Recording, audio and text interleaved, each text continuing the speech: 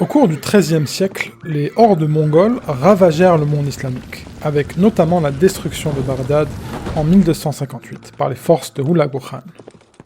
Un an après cela, Saifuddin Qutuz accéda au pouvoir en Égypte mamelouk, et, à son insu, il était sur le point de faire face à l'un des moments les plus critiques de l'histoire. Alors que différentes sources existent concernant les origines et la jeunesse de Qutuz, toutes semblent indiquer son affiliation avec la dynastie des Khawarazmiens et la famille royale, les Anouchtaguins. Qutuz avait été vendu comme esclave alors qu'il était encore jeune, marquant le début de sa vie en tant que mamelouk. Les différentes sources nous racontent un incident entre lui et son maître. Le maître aurait prétendument insulté ses parents, et, avec une conviction profonde, Qutuz répondit qu'il était Mahmoud, fils de Mamdoud, neveu de Jalal ad-Din Khawarazm-Shah, le dernier dirigeant des Khawarazmiens. Dans un autre témoignage, la détermination et la croyance de Qutuz en son destin furent renforcées par un rêve dans lequel le prophète Mohammed sallallahu alayhi wa sallam lui aurait dit qu'il deviendrait le roi d'Égypte et vaincrait les Mongols. Le jeune Qutuz avait montré du talent et avait rapidement gravi les échelons de la société ayyubide, démontrant ses capacités militaires et politiques. La première implication politique de Qutuz semble remonter à l'année 1254. Juste après la 7e croisade, une scission était apparue parmi les Mamelouks. Azz-ad-Din Aybak, le maître de Qutuz, l'avait chargé, ainsi que quelques autres Mamelouks, de tuer Faris ad-Din Aktay, un autre Mamelouk très influent, sous le prétexte qu'Aktay créait un État dans un État à Alexandrie. Par conséquent, de nombreux Mamelouks proches d'Aktay, y compris le célèbre Baybars al-Bundurdari, plus connu sous le nom de Baybars, s'enfuirent en Syrie, cherchant refuge auprès d'An-Nasir Yusuf, l'émir ayyubide de Syrie. Avec ses rivaux politiques partis, et son mariage avec Shah Jar-Dûn en 1250, Aybak fut proclamé sultan d'Égypte, mettant fin au règne nominal du dernier sultan ayyubide, Al-Mashraf Moussa. Pendant ce temps, les Mamelouks qui avaient fui en Syrie tentèrent de convaincre An-Nasir Yusuf d'envahir l'Égypte. Pour se protéger contre cette menace potentielle, Aybak choisit de forger sa propre alliance, en épousant la fille de Badr ad-Din al-Lu'lu', l'émir de Mossoul, en 1257. Malheureusement pour Aybak, cette décision s'est avérée fatale, et a conduit à un tournant tragique. En effet, sa femme Shajar ad-Dur, qui avait joué un rôle héroïque lors de la 7e croisade, et qui fut instrumentale dans le couronnement d'Aybak en tant que sultan d'Égypte, se sentit trahie par cette action, et organisa son assassinat.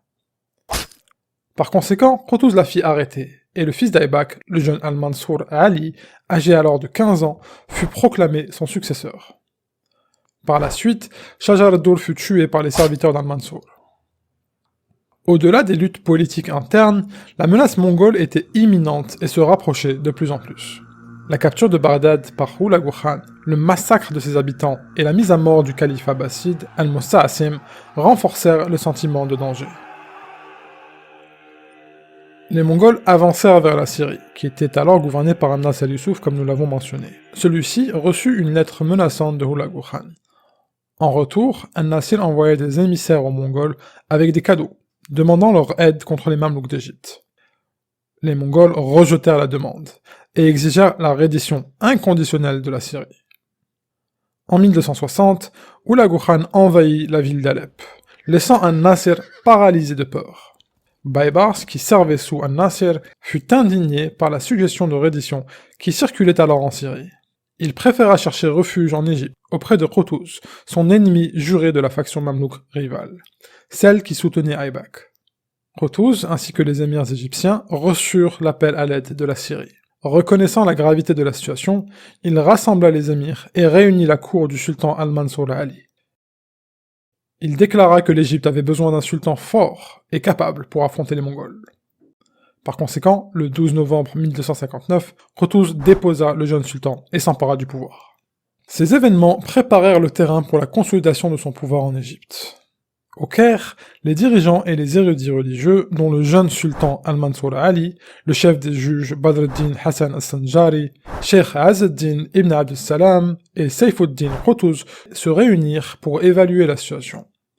Ils débattirent de la possibilité de taxer la population locale pour financer les efforts de guerre. Les érudits accordèrent une permission conditionnelle, stipulant que de tels fonds ne pouvaient être acquis que si le trésor était épuisé, et à la condition que l'argent soit rendu aux habitants en cas de victoire. Ayant confortablement consolidé sa position, Qutuz commença à nommer des conseillers et à se préparer à la guerre contre les Mongols. Avant de s'engager dans la bataille, il s'assura que le prince Ayyubid al-Nasir Yusuf ne se rangea pas du côté des Mongols. Pour garantir sa loyauté, Qutuz lui envoya une lettre, lui demandant de s'unir pour se défendre contre la menace commune. Cette alliance entre l'Égypte et la Syrie était cruciale afin d'établir un front uni contre les Mongols. Avec la défaite de l'empire khawarizmien et le déclin des Seldjouks d'Anatolie, les Mamelouks d'Égypte demeuraient la seule force musulmane au Moyen-Orient capable de lutter contre la horde mongole.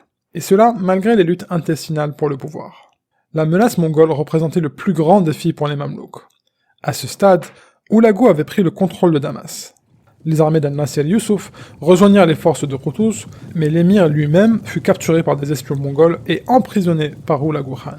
Les émissaires du Khan arrivèrent alors au Caire, exigeant la reddition immédiate et inconditionnelle de l'Égypte. En réponse, Qutuz exécuta les 4 émissaires et exposa leurs têtes aux portes de la ville, comme déclaration formelle de guerre. Il réunit ensuite ses armées, y compris celles de ses rivaux tels que Baybars, et les rassembla dans la ville de Salihiyya, à l'est du Caire. L'ensemble de l'État s'était uni pour faire face à cette menace existentielle. Les rivaux mettèrent temporairement de côté leurs différences pour le bien commun. Du côté des Mongols, le chef suprême Mongol Khan mourut, incitant alors Hulagu Khan à emmener une grande partie de son armée en Mongolie pour assister à la cérémonie en l'honneur du décès du Khan. Il laissa le commandant mongol chrétien Kitboka diriger l'offensive contre les Mamelouks. Qutuz revêtit son armure et proclama « J'irai affronter les Mongols moi-même ». Ces armées quittèrent la ville pendant le mois de Ramadan de l'année 1260.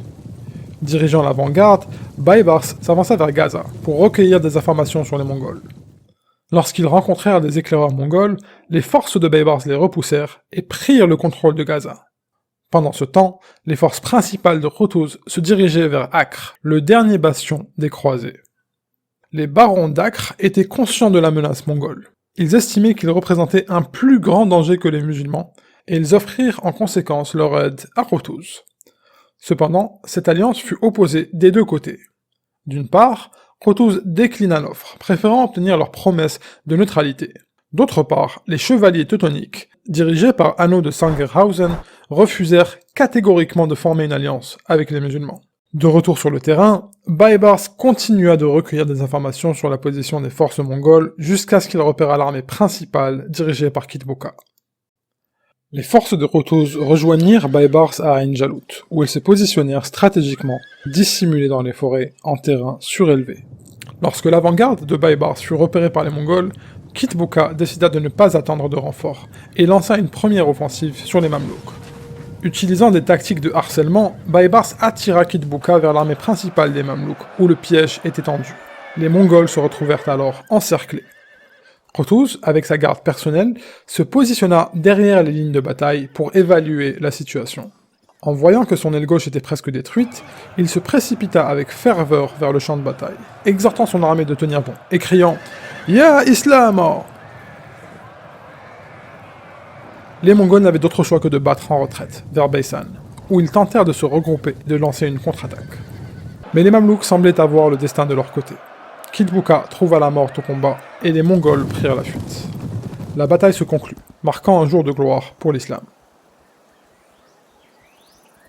La bataille de Ain Jalut fut une défaite majeure pour les Mongols, et marqua un tournant dans la perception de leur invincibilité. La victoire réunit l'Égypte et la Syrie sous la direction des Mamelouks, avec Qutuz comme dirigeant de facto. Malheureusement, son règne fut de courte durée. Baybars et ses partisans n'avaient jamais oublié l'assassinat de son maître aux mains de Qutuz, qui fut finalement assassiné sur le chemin de retour au Caire. Baybars s'empara alors du trône. La victoire à Ain Jalut marqua le début de l'ère Mamelouk, durant laquelle ils devinrent la puissance dominante du monde musulman pendant les 2 siècles qui suivirent, jusqu'à l'arrivée des Ottomans.